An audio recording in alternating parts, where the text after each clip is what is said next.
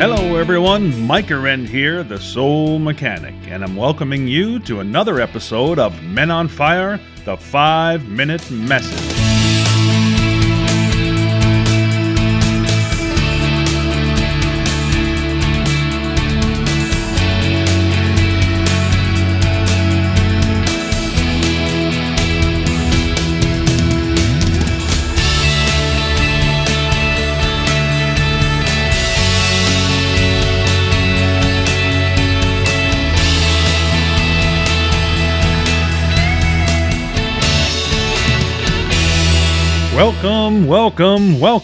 Welcome to another episode of Men on Fire, the 5-Minute Message. And on today's episode of the 5-Minute Message, we're going to continue our chat on things that men have issues with as far as communication goes that I have heard many women talk about and men talk about as well. So last episode we went over number 3 and 4 on the list, which are men are not trained to feel, and men feel that they have to be providers. So we're going to continue on the list with number 5, which is men put action before emotion. And if you think about this, guys, it's true. I know. Men in their friendships, like the friendships that they have with each other men, almost never talk. Do you get that? They don't talk. They talk about stuff, but they don't really talk to each other. They do things together rather than talk because they want action. So, women, and we know this, they're always sharing conversation with their friends over a cup of coffee or a glass of wine, and it's mostly talking about relationships that they're in with something at work or something with each other or us. But they're always talking about those sorts of things, which is a little bit deeper than the things we talk about. Even when we get together, let's say to play some cards or watch the game or go fishing, we don't really talk to each other. We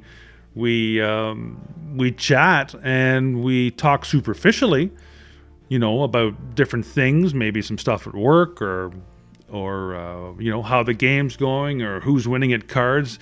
Those are the conversations that we're having, and it's all fun, and we're having fun together, but they're not very deep. It's because we favor action over talking. So that's what comes natural to us. And again, we're taught to bury our feelings and emotions. So why would we want to bring them up? It makes no sense. So we'll just talk about other stuff that we all like to talk about with other guys. So the woman, on the other hand, normally, or the other partner, is usually a softer and gentler type than the other one. There's always one, whether it doesn't matter what relationship it is. There's one that's usually a little bit more manly, shall we say, and another one that's not. A little softer, gentler person. And they want to hear something from your heart. They want to hear you talk about something emotional, something that's bothering you, something from your heart, not the action stuff with your friends. So that's number 5. And number 6 is men focus on subjects that they can master. And that's so true. I mentioned it a couple, last episode, I believe, I mentioned a number of things that we're always talking about. And I looked it up online, and there's a list, actually, and there's 5 of them on the list, and the top 5 are, in order of importance, what men talk about is money, sports, women, politics, and cars. Now, it doesn't matter what order you put them. I would probably shuffle these around a little bit, but yeah, that's what we tend to talk about. And if you notice, emotions are not on this list, guys. That's because men talk about subjects that they can master. Because we're goal-oriented. We're taught that way. So we're goal-oriented rather than means-oriented. And we're interested in subjects that make us feel more powerful. And our emotions, by contrast, they usually overpower us, don't they? We don't feel powerful when we have those emotions that make us feel less than what we are or what we at least think we are. So we don't see the point of talking about emotions. Doesn't make sense. Why would I bother talking about that? Let's talk about those other 5 things: money, sports, women, politics, cars. Yeah, I like that stuff. So those are subjects that we can master. So we don't see a point of talking about anything else.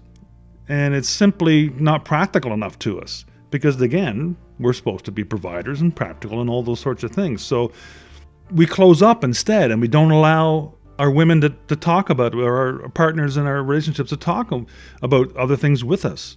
We end up having a purely functional relationship with that person.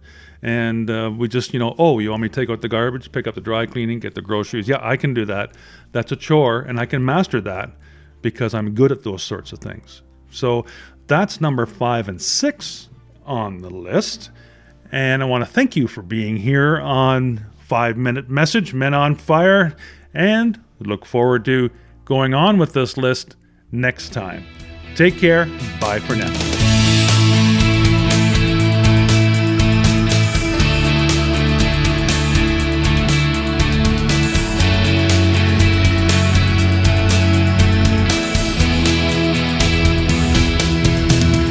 Hey, do you think 3 words can change your life? Well, I know they can. Whether you want to leave a dead-end job or conquer addiction, heal a relationship, master your finances, or grow a business, the 3 words you need are, you're the one. That's right, you are definitely the one. How do I know? Because I'm the one too. And those 3 words have changed my life. It's the title of my new trilogy of books, and the first 2 are available right now at micahwren.com. Thank you so much for listening to today's episode. As always, keep what feels good and dump what doesn't. And remember, live without judgment, give without expectation, and love for no reason.